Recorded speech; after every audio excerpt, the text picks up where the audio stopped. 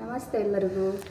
ರುಚಿ ಅಭಿರುಚಿ ಕಾರ್ಯಕ್ರಮ ಯೂಟ್ಯೂಬ್ ಚಾನಲ್ಗೆ ಎಲ್ಲರಿಗೂ ಸ್ವಾಗತ. ನಾನು ಇವತ್ತು ನಿಮಗೆ ಉತ್ತರ ಕರ್ನಾಟಕ ಸ್ಪೆಷಲ್ ಹಸಿಮೆಣಸಿನ್ಕಾಯಿ ಚಟ್ನಿ ಮಾಡೋದು ಹೇಗಂತ ತೋರಿಸ್ತಾ ಇದ್ದೀನಿ. ಹಸಿಮೆಣಸಿನ್ಕಾಯಿ ಚಟ್ನಿ ಮಾಡಲು ಬೇಕಾಗಿರುವಂಥ ಸಾಮಗ್ರಿಗಳು: ಫಸ್ಟು ಹಸಿಮೆಣಸಿನ್ಕಾಯಿ, ಜೀರಿಗೆ, ಬೆಳ್ಳುಳ್ಳಿ, ಸ್ವಲ್ಪ ಕರಿಬೇವು, ಒಂಚೂರು ಕೊತ್ತಂಬರಿ, ರುಚಿಗೆ ತಕ್ಕಷ್ಟು ಉಪ್ಪು. ಬನ್ನಿ ಈಗ ಮಾಡೋದು ಹೇಗಂತ ತೋರಿಸ್ತೀನಿ. ಒಲೆ ಮೇಲೆ ಬಾಣಲೆ ಅಥವಾ ನಾನು ಹಂಚಿಟ್ಕೊಂಡು ಹುರ್ಕೋತಾ ಇದ್ದೀನಿ. ಮೆಣಸಿನ್ಕಾಯಿನ ಫ್ರೈ ಮಾಡ್ತಾ ಇದೇನಿಲ್ಲರಿ, ಒಂದು 5 ನಿಮಿಷ ಮಾಡ್ಬೋದು. ಅತಿ ಈಸಿ ಇರ್ತೈತೆ ರೀ, ತಿನ್ನೋಕೆ ಭಾಳ ಟೇಸ್ಟ್ ಇರ್ತೈತೆ ರೀ. ಇನ್ನೊಂದು 5-10 ನಿಮಿಷ ಫ್ರೈ ಮಾಡ್ಕೊಳ್ರಿ.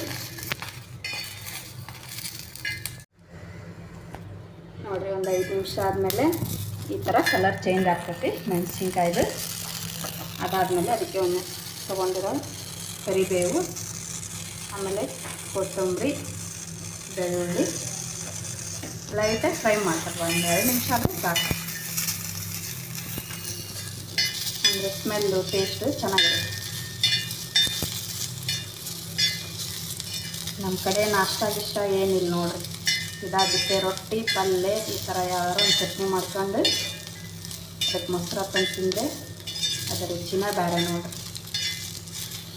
ನೀವು ಒಂದ್ಸತಿ ಟ್ರೈ ಮಾಡಿರಿ ಎಲ್ಲರೂ.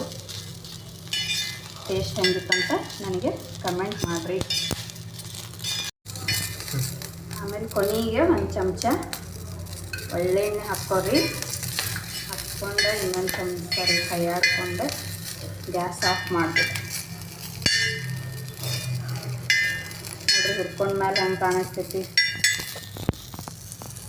ಇದಕ್ಕೆ ಚಟ್ನಿ ಮಾಡೋಕ್ಕೆ ರೆಡಿ ಆಯ್ತು ನೋಡಿರಿ. ಮಿಕ್ಸಿ ಹಾಕ್ಕೊಂಬರಂದ್ರೆ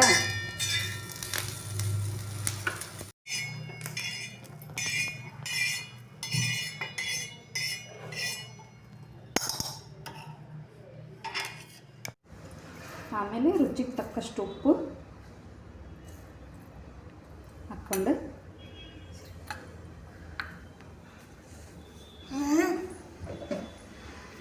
ಒಂಚೂರು ಮ್ಯಾಲೆ ಬೇಕಂದ್ರೆ ಬೆಲ್ಲ ಹಾಕ್ಕೊರಿ. ಭಾಳ ಖಾರ ಇದ್ವು ಮೆಣಸಿನ್ಕಾಯಿ ಅಂದ್ರೆ ಒಂಚೂರು ಬೆಲ್ಲ ಹಾಕ್ಕೊರಿ, ಇನ್ನೂ ಟೇಸ್ಟ್ ಚೆನ್ನಾಗಿರ್ತೈತಿ. ಬರೀ ಮಿಕ್ಸಿಗೆ ಹಾಕ್ಕೊಂಬರೋಣಂತೆ.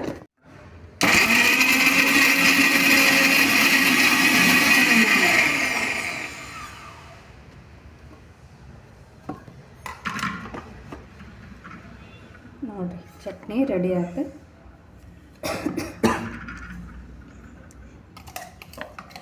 ಪೂರ ಸಣ್ಣಕ್ಕೇನು ಮಿಕ್ಸಿ ಮಾಡ್ಕೋಬೇಡ್ರಿ, ಹಿಂಗೆ ಅಬಡ ಚಬಡ ಇದ್ರೆ ಟೇಸ್ಟ್ ಇದೆ. ಇದನ್ನ ಒಂದು ಬಟ್ಟಕ್ಕೆ ಸರ್ವ್ ಮಾಡೋಣ.